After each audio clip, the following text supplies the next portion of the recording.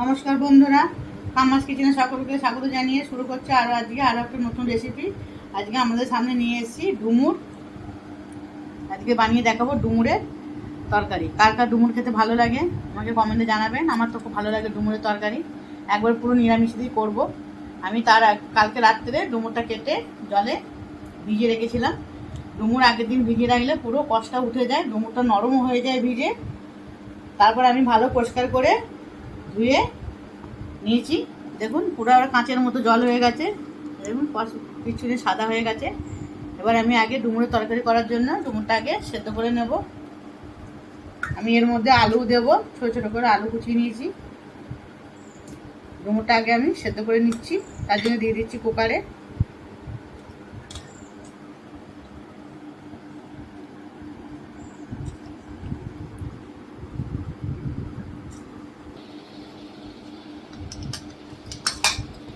সেদ্ধ করার সময় একটু নুন দিয়ে দেবো,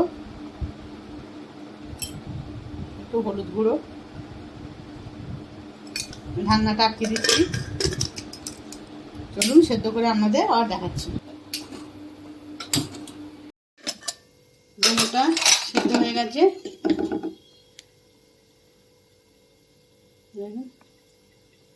সেদ্ধ করে নিয়েছি। ঢাকা দেওয়া থাক, মশলাটা কষিয়ে নিয়ে আবার রান্নার জন্য দিয়ে দিচ্ছি কড়াইতে সর্ষের তেল। দিয়ে দিচ্ছি জিরে ফোড়ন, তেজপাতা, কুচি রাখা আলু দিয়ে দিচ্ছি। আলুটা ভেজে নেব।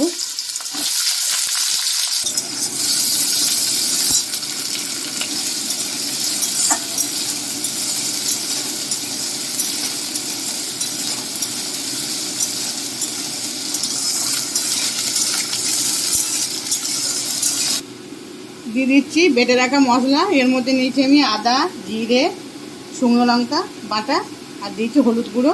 মশলাটা আমি এবার দিয়ে দিচ্ছি।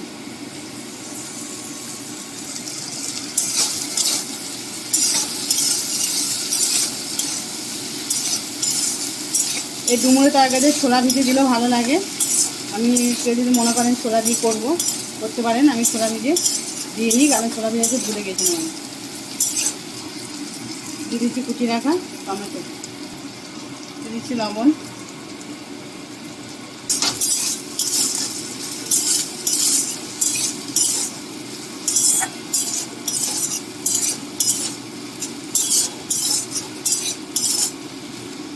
দিয়ে দিচ্ছি সেদ্ধ করে রাখা ডুমুর। আমি ডুমুরের জলটা ঝরিয়ে নিয়েছি।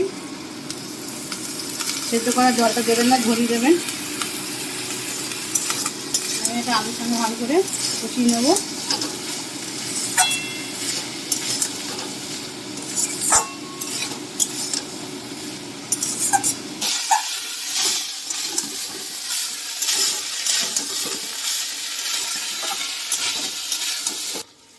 দিয়ে দিচ্ছি অল্প একটু গরম মশলা গুঁড়ো।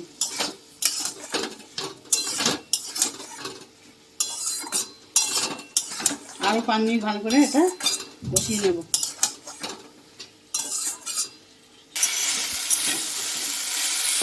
মশলাটা ভালো করে কষানো হয়ে গেছে।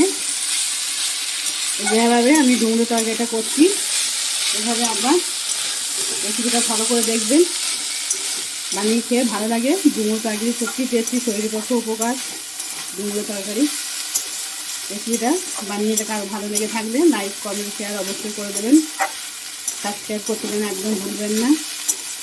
চ্যানেলটিকে সাবস্ক্রাইব করে দেবেন। দিয়ে দিচ্ছি আমি এর মধ্যে জল।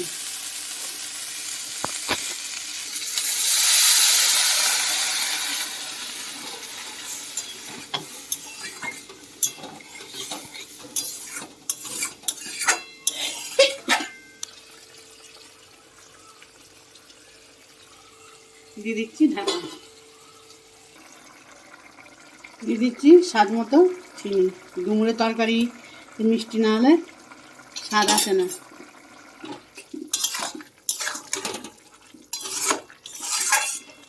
আলুটা সেদ্ধ হয়ে গেছে, তারপর আমি চিনিটা দিলাম, নাহলে আলুটা সেদ্ধ হতে চাইবে না।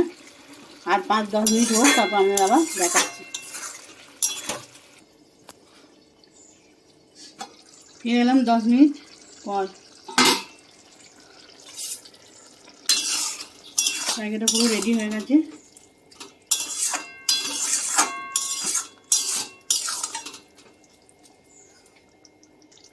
নামাটাকে দিয়ে দিচ্ছি ওপর থেকে ঘি।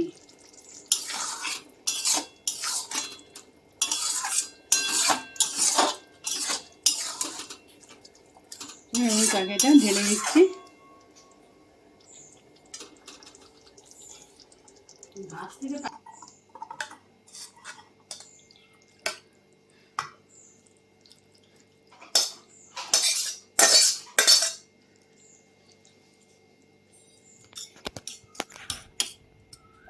এই পর্যন্ত রান্নাটা আমার শেষ হয়ে গেল। আগামী দিন দেখা হচ্ছে পরবর্তী রেসিপি নিয়ে।